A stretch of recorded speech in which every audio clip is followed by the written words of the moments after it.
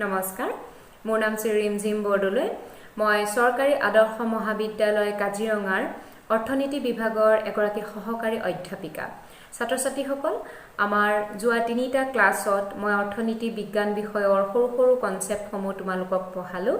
আৰু লাষ্ট ক্লাছত মই তোমালোকক কৈছিলো যে আজি মোৰ এই ক্লাছত মই অৰ্থনীতি বিজ্ঞান বিষয়ৰ পৰিসৰৰ ওপৰত তোমালোকক পঢ়াম বুলি গতিকে ছাত্ৰ ছাত্ৰীসকল অৰ্থনীতি বিজ্ঞান বিষয়ৰ পৰিসৰ বুলি ক'লে আমি একে শাৰীতে ক'ব নোৱাৰো বহুত বেছি বহল বহুত বেছি ডাঙৰ ইয়াৰ পৰিসৰ হয় আৰু অৰ্থনীতি বিজ্ঞান বিষয়ৰ পৰিসৰ বুলি ক'লে আমি কি বুজো যে অৰ্থনীতি বিজ্ঞান বিষয়ে কোনখিনি বস্তু সাঙুৰি লয় ইয়াৰ বাউণ্ডাৰীটো কি ইয়াৰ চাৰিওসীমাটো কি আমি কি বস্তু অধ্যয়ন কৰিব লাগিব ইয়াৰ ভিতৰত আমি কি বস্তু পঢ়িব লাগিব কোনখিনি বস্তুৰ কোনখিনি সমস্যাৰ সমাধান কৰে অৰ্থাৎ about the economics বুলি ক'লে আমি ভুল নহয় অৰ্থাৎ অৰ্থনীতি বিজ্ঞান বিষয়ে কি বস্তু সাঙুৰি লয় তাকে আমি কি বুলি কওঁ অৰ্থনীতি বিজ্ঞান বিষয়ৰ পৰিসৰ বুলি কওঁ এই পৰিসৰক আমি বহলভাৱে তিনিটা ভাগত ভাগ কৰিছো অৰ্থাৎ অৰ্থনীতি বিজ্ঞান বিষয়ৰ পৰিসৰ বুলি ক'লে তিনিটা প্ৰশ্নৰ উত্তৰ দিবলগীয়া হয় বুলি কোৱা হয় বা আমি ইয়াত তিনিটা ভাগত ভাগ কৰিছো বুলি ক'লেও ভুল নহয় তে প্ৰথমটো হৈছে স্কোপ অফ ইকনমিক্সত আমি প্ৰথমটো অধ্যয়ন কৰিম অৰ্থনীতি বিজ্ঞান বিষয়ৰ সাবজেক্ট মেটাৰ কি অৰ্থাৎ বিষয়বস্তু কি অৰ্থনীতি বিজ্ঞান বিষয়ে কি বস্তু অধ্যয়ন কৰে মানে ইয়াৰ বিষয়বস্তুটো কি সাবজেক্ট মেটাৰ স্কোপ অফ পৰিসৰৰ ভিতৰতে সোমাই থাকিব সাবজেক্ট মেটাৰ দ্বিতীয়তে আমি ইয়াত কি সোমাই থাকিব নেচাৰ অফ ইকনমিক্স অৰ্থনীতি বিজ্ঞান বিষয়ৰ প্ৰকৃতি কি ইয়াৰ প্ৰকৃতি নেচাৰ অফ ইকনমিক্স আৰু ৩ নম্বৰটো হ'ব ইয়াৰ লিমিটেশন বা আখুৱাসমূহ কি এই তিনিটা প্ৰশ্ন বা এই তিনিটা আমি একেলগে আমি কি বুলি কওঁ স্কোপ অফ ইকনমিক্স বুলি কওঁ অৰ্থাৎ অৰ্থনীতি বিজ্ঞান বিষয়ৰ পৰিসৰ বুলি ক'লে কি সোমাই থাকিব subject matter nature of economics আৰু লিমিটেশন এটা ছাত্ৰ ছাত্ৰীসকল ভালদৰে বুজাবৰ বাবে বা তোমালোকে ভালদৰে বুজি পাবৰ কাৰণে মই এটা ক্লাছতে তিনিটাৰ বিষয়ে তোমালোকক নপঢ়াও আজি ক্লাছটোত মই পঢ়াম স্কোপ অফ ইকনমিক্সৰ প্ৰথমটো প্ৰশ্ন যে what is the subject matter of economics অৰ্থাৎ অৰ্থনীতি বিজ্ঞান বিষয়ৰ বিষয়বস্তুটোনো কি হেতু বিষয়ে আজি ক্লাছত মই পঢ়াম তাৰ পিছৰ ক্লাছত মই নেচাৰৰ ওপৰত পঢ়াম তাৰ পিছৰ ক্লাছত মই লিমিটেশনখিনি পঢ়াম অৰ্থাৎ তিনিটা ক্লাছত মই স্কোপ অফ ইকনমিক্সৰ বিষয়ে তোমালোকক পঢ়াম আৰু একদম তাৰ পিছৰ ক্লাছত মই একেলগে সাঙুৰি তোমালোকক সামাৰি হিচাপে এটা ক্লাছ লম এতিয়া হৈছে আমাৰ ফাৰ্ষ্টটো স্কোপ অফ ইকনমিক্সৰ প্ৰথমটো হৈছে প্ৰশ্ন হৈছে যে what is the subject matter of economics অৰ্থাৎ অৰ্থনীতি বিজ্ঞান বিষয়ৰ বিষয়টো কি তে ছাত্ৰ ছাত্ৰীসকল যোৱা লাষ্ট ক্লাছত মই তোমালোকক এটা বিষয় তোমালোকক পঢ়াইছিলো যে অৰ্থনীতি বিজ্ঞান বিষয়ক আমি কি কওঁ সমাজ বিজ্ঞান বুলি কওঁ অৰ্থাৎ সমাজ বিজ্ঞান বুলি এই কাৰণেই কওঁ কাৰণ ই কি কৰে এখন দেশৰ মানৱ জাতিৰ আচৰণ বিধিসমূহ অধ্যয়ন কৰে আচৰণ বিধি কিহৰ সম্পৰ্কত অধ্যয়ন কৰে কিদৰে সীমিত সম্পদসমূহক আমি অসীম অভাৱসমূহক পূৰণ কৰিবৰ কাৰণে ব্যৱহাৰ কৰিম তাৰ মাজত যি মানৱ জাতিৰ আচৰণ বিধি থাকিব তাক পৰিকল্পিত ব্যৱস্থাৰ মাজেদি আৰু প্ৰণালীবদ্ধভাৱে অৰ্থনীতি বিজ্ঞান বিষয়ে অধ্যয়ন কৰে তে অৰ্থনীতি বিজ্ঞান বিষয়ক যেহেতু আমি সমাজ বিজ্ঞান বুলি কৈছো তাৰ পৰা আমি ক'ব পাৰো যে অৰ্থনীতি বিজ্ঞান বিষয়ে কি বস্তু অধ্যয়ন কৰে এই ক্ষেত্ৰত পল চেমুৱেলছনে কৈ গৈছিল যে অৰ্থনীতি বিজ্ঞান বিষয়টো কি হৈছে বুলি কুইন অফ সোশিয়েল সায়েন্স সমাজ বিজ্ঞানৰ ৰাণীৰ আখ্যা দি থৈ গৈছিল কোনে পল চেমুৱেলছনে দি থৈ গৈছিল তেওঁ এই কাৰণে ৰাণীৰ আখ্যা দিছিল কাৰণ অৰ্থনীতি বিজ্ঞান বিষয়ে এখন দেশে সন্মুখীন হোৱা অৰ্থনৈতিক সমস্যাসমূহক পৰিকল্পিত আৰু প্ৰণালীবদ্ধভাৱে অৰ্থনীতি বিজ্ঞান বিষয়ে অধ্যয়ন কৰে আৰু ইয়াত সমস্যাৰ সমাধানৰ পথ দেখুৱাই দিয়ে কেনেকুৱা ধৰণৰ অৰ্থনৈতিক সমস্যা যেনেকৈ আনএমপ্লয়মেণ্টৰ প্ৰব্লেম মুদ্ৰাস্ফীতিৰ প্ৰব্লেম ইণ্টাৰনেশ্যনেল ট্ৰেডৰ ক্ষেত্ৰত দেখা দিয়া প্ৰব্লেম পাব্লিক ফাইনেন্স পাব্লিক ডেপ্টৰ প্ৰব্লেম বাজেটৰী ডেফিচিটৰ ক্ষেত্ৰত ঘাটি বাজেটৰ ক্ষেত্ৰত প্ৰব্লেম এইবোৰ প্ৰব্লেমক যিখিনিক আমি অৰ্থনৈতিক সমস্যা বুলি কওঁ এই সমস্যাখিনিক সুন্দৰভাৱে সমাধানৰ পথ প্ৰদৰ্শন কৰে কোনে অৰ্থনীতি বিজ্ঞানে সেইকাৰণে অৰ্থনীতি বিজ্ঞান বিষয়ক পল স্যামুৱেলছনে কুইন অফ ছ'চিয়েল সায়েন্স বুলি কৈ গৈছিলে এই ক্ষেত্ৰতে মই ক'ব বিচাৰিম মিছেছ বাৰবাৰা উটনৰ এটা মন্তব্য তেখেতে কৈছিল যে অৰ্থনীতি বিজ্ঞান বিষয়ৰ বিষয়বস্তু বুলি ক'বলৈ গ'লে অকমান দিগদাৰ হয় এটা কন্ট্ৰভাৰ্চিয়েল টপিক হয় আৰু তেওঁ এইকাৰণে কৈছিল এষাৰ কথা কাৰণ তেওঁৰ মতে যদি ইয়াত 6জন অৰ্থনীতিবিদ যদি গোট খায় একেলগে তেওঁলোকে যদি বহে তেতিয়াহ'লে তাত 7টা অপিনিয়নৰ সৃষ্টি হয় বুলি কৈছিলে অৰ্থাৎ তেখেতে কৈছিলে whenever 6 economists are gathered there are 7 opinions অৰ্থাৎ 6জন অৰ্থনীতিবিদ যদি বহি পেলাই কোনবা এটা টপিকৰ ওপৰত ডিসকাস কৰে তেতিয়া তাত 6জনৰ 6টা কি হ'ব লাগিছিল অপিনিয়ন হ'ব লাগিছিল কিন্তু 6টা অপিনিয়ন নহয় এটা বেছিকে হয় অৰ্থাৎ তেওঁ এটো অকমান হাস্যৰসত বস্তুটো অৰ্থনীতি বিজ্ঞানৰ বিষয়বস্তুটো বিষয় ক'বলৈ গৈছিল যে আমাৰ বিষয়বস্তুটো ইমান সহজ নহয় ইয়াত বহুতখিনি বস্তু সাঙুৰি আছে য'ত নেকি কন্ট্ৰভাৰ্চিয়েল টপিকো আছে কিছুমানে যেনেকে ক্লাসিক্যাল ইকোনমিক্স সকলে কৈছিল যে অৰ্থনীতি বিজ্ঞান যেনেকে ক্লাসিক্যাল ইকোনমিক্সৰ ভিতৰত আমি নাম ল'ব পাৰো আডাম স্মিথ জে.এছ. মিল ৰিকাৰ্ডো তেওঁলোকে কৈছিল যে অৰ্থনীতি বিজ্ঞান বিষয়ে কিহৰ ওপৰত অধ্যয়ন কৰে ওয়েলথৰ ওপৰত অধ্যয়ন কৰে অৰ্থাৎ সম্পত্তিখিনিৰ ওপৰত অধ্যয়ন কৰে কিন্তু ইয়াক আকৌ ক্ৰিটিসাইজ কৰিলে আলফ্ৰেড মাৰ্সেলে ক'লে যে অৰ্থনীতি বিজ্ঞান বিষয়ে কি কৰে অকল ওয়েলথৰ ওপৰতে অধ্যয়ন নকৰে তেওঁলোকে অৰ্থনীতি বিজ্ঞান বিষয়টো হৈছে এটা সমাজ বিজ্ঞান আৰু ই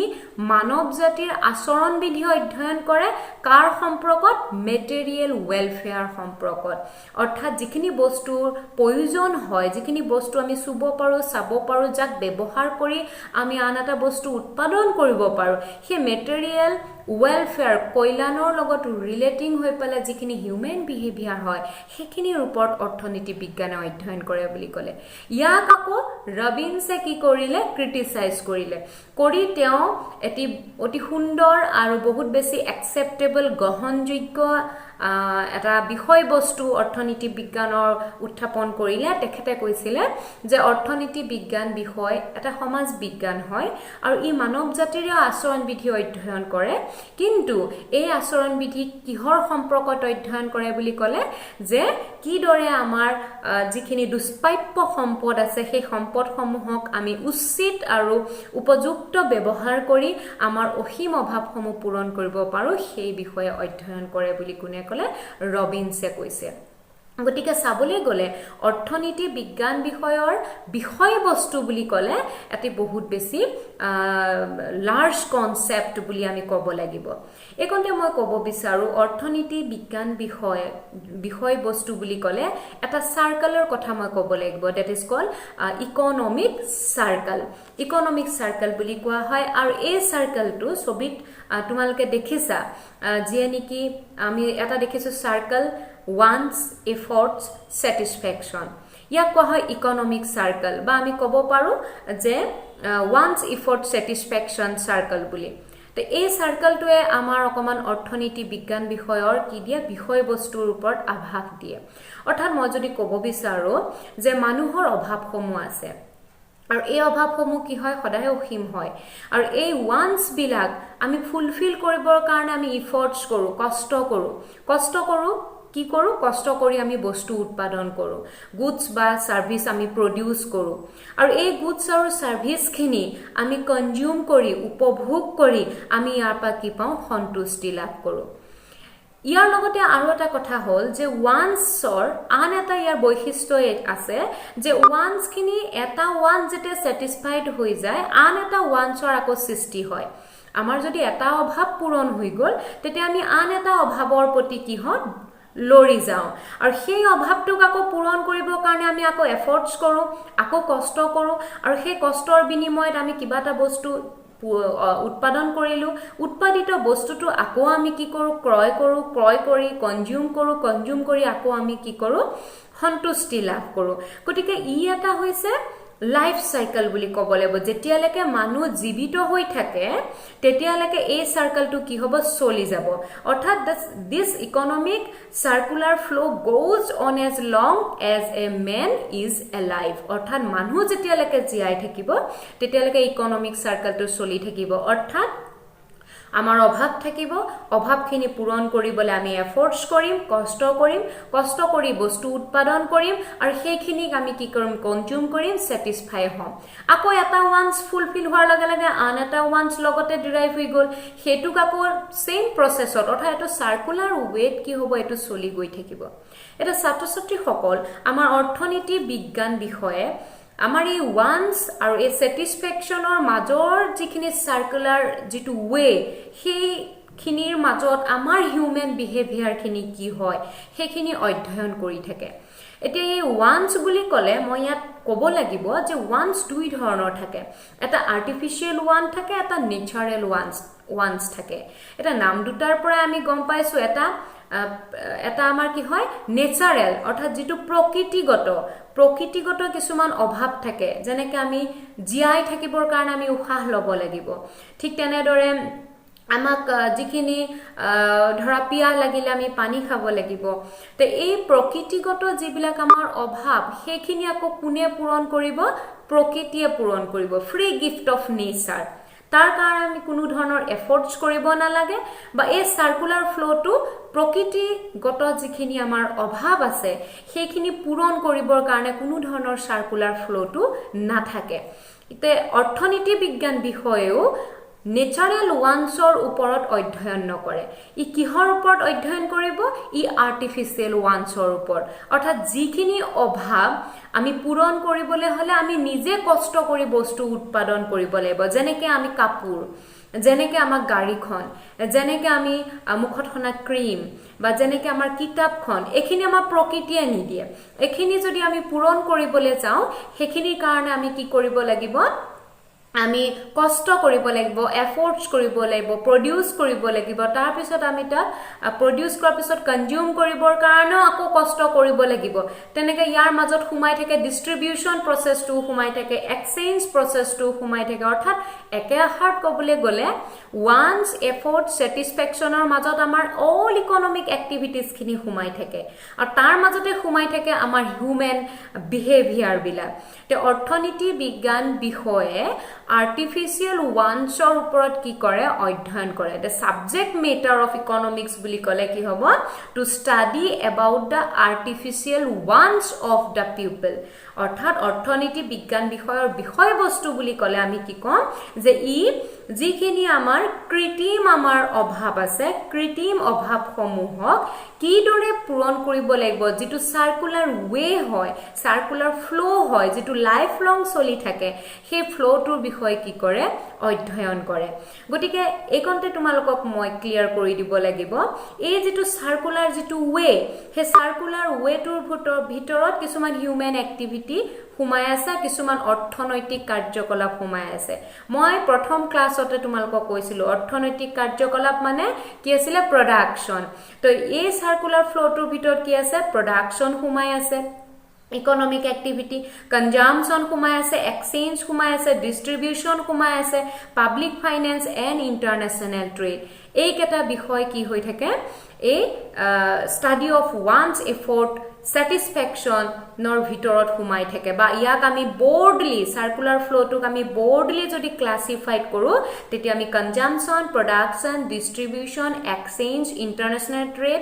এণ্ড পাব্লিক ফাইনেন্স বুলি ভাগ কৰিব পাৰো তে ইয়াত প্ৰডাকশনৰ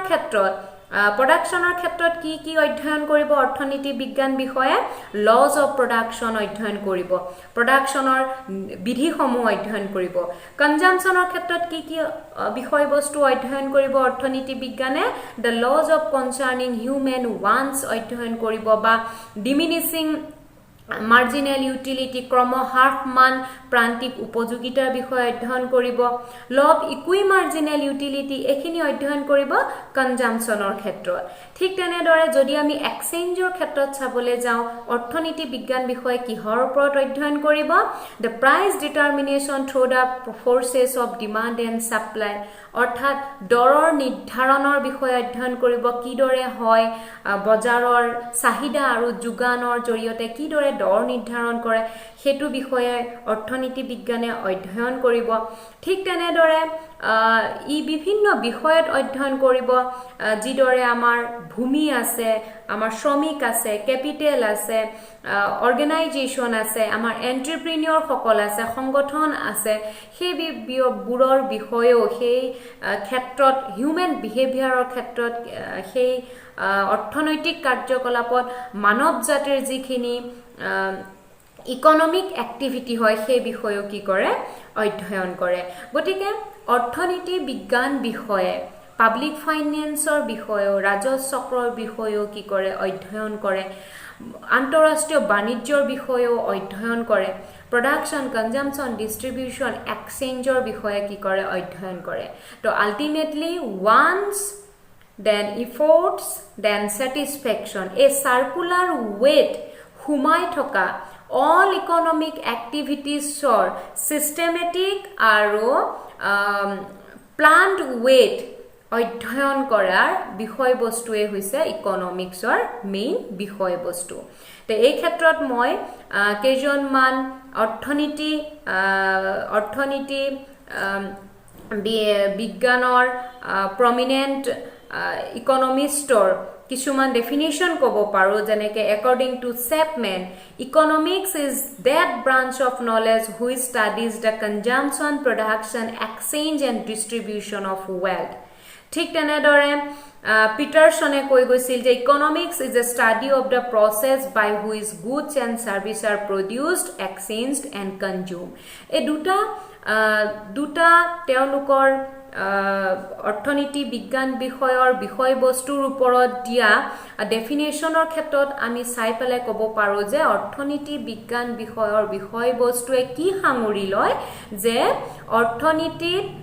যিখিনি অৰ্থনৈতিক কাৰ্যকলাপ আছে যেনেকৈ production consumption distribution exchange international trade public finance সেইখিনিৰ ওপৰত প্ৰণালীবদ্ধ আৰু পৰিকল্পিত ব্যৱস্থাৰ মাজেদি অধ্যয়ন কৰাই হৈছে অৰ্থনীতি বিজ্ঞান বিষয়ৰ মূল বিষয়বস্তু গতিকে ছাত্ৰ ছাত্ৰীসকল